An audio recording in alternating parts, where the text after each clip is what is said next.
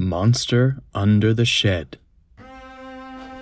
It was a dark and blustery evening on the island of Sodor. The Fat Controller had shut down several trains early on account of the weather.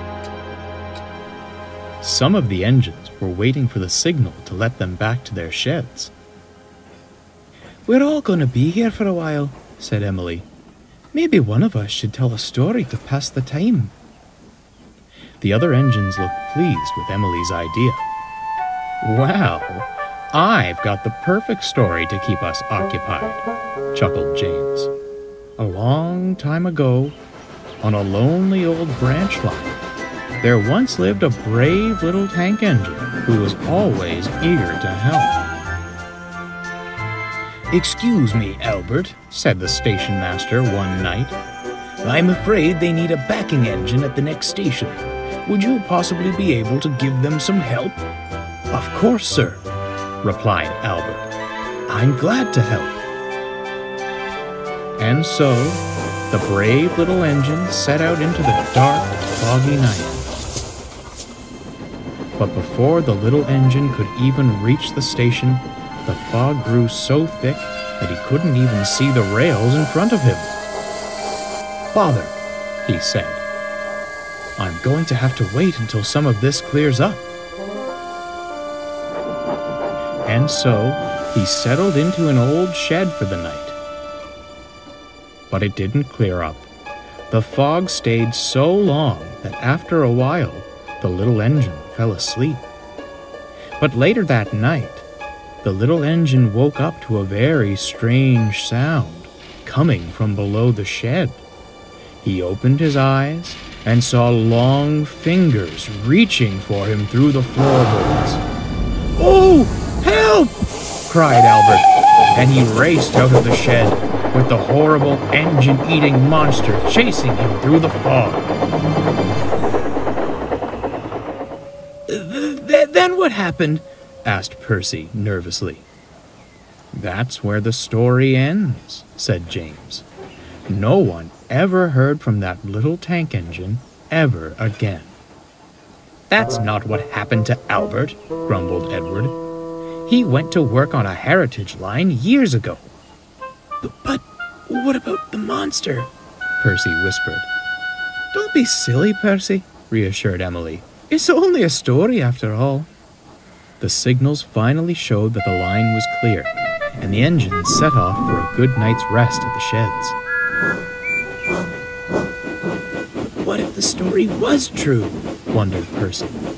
"What if there really is an engine-eating monster out there right now, waiting for his next meal?" "Percy, stop being such a scaredy engine," huffed Thomas. "I think Edward would know better than anyone here what would have actually happened to his old friend. And there are no such things as monsters." Later that night, after they had settled into their shed for sleep, the engines were woken by a terrible racket coming from outside the shed. "Help! Someone help! There's a monster in the shed!" wailed Percy. Suddenly, James appeared, roaring with laughter. He had been rattling some scrap trucks outside the shed to frighten Percy. "I'm a monster! I'm a monster!" he cackled. "You certainly act like one sometimes," grumbled Edward, "trying to frighten hard-working engines when they're trying to get some rest." Percy was embarrassed for causing such a fuss. "Dinna fash yourself, Percy," yawned Emily. "Our imaginations can get the best of any one of us. Even good minds can think of scary things." A while later, when everyone had fallen back asleep, Thomas was roused again by another strange sound. "James, cut it out. I want to sleep." But James was fast asleep, and the noise came again. It can't actually be a monster. There's no such things as monsters," he said to himself. But all the same, he stayed awake all night just to be safe, in case anything tried to grab him.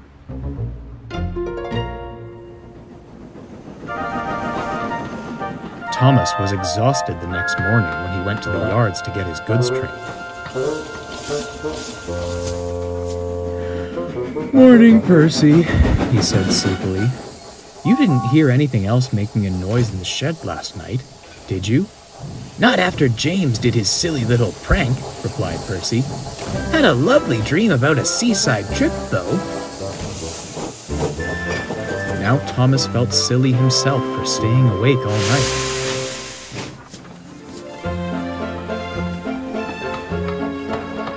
By the middle of the day, Thomas was very sleepy and running far behind schedule.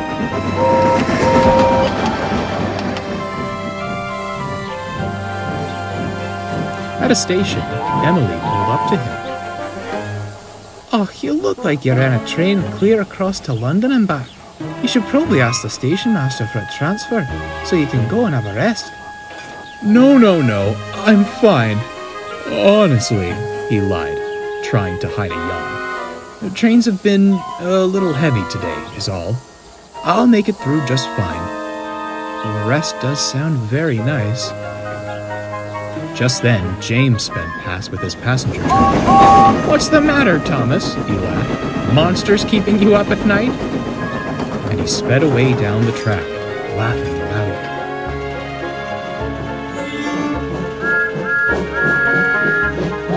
By the end of the day, Thomas hardly had enough steam to make it back to the yard.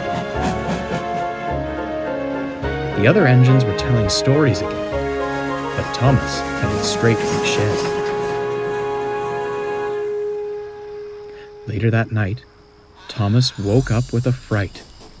The noises were back, and they were definitely coming from under the shed. "Who's there?" he whispered. "Go away, monster! Get out!" The noise was getting louder and closer. "That's sure to wake the other engines," he hissed. "They'll save me from whatever that is." But none of the other engines stirred. "It's just outside the door. There's its head. Emily, help, please!" But only the monster heard him. Then, the doors on Thomas's berth began to rattle on their hinges. "It's trying to get in!" Then suddenly, the banging stopped. Thomas was too frightened to move. All he could do was peer out into the darkness. And there it was. The horrible, engine-eating monster. Thomas could see its eyes glowing in the dark. He clamped his shut and screamed for help. "Emily! James! Percy! Edward! Oh, someone save me from the monster!" "Thomas, you silly engine! Open your eyes!" giggled Emily. "What are you laughing at?" snapped Thomas. "There's a monster right outside my shed!" "Not anymore. Now the monster's inside your shed." Thomas slowly opened his eyes. A hedgehog?" he stammered. I was afraid of a tiny little hedgehog this whole time?" All the engines laughed. Even Thomas. "Percy has a good imagination. I think yours is even better, Thomas," chuckled Emily. "You know, I think you might be right," agreed Thomas. "It's the only thing in the world that could turn this adorable little hedgehog into a big, scary monster."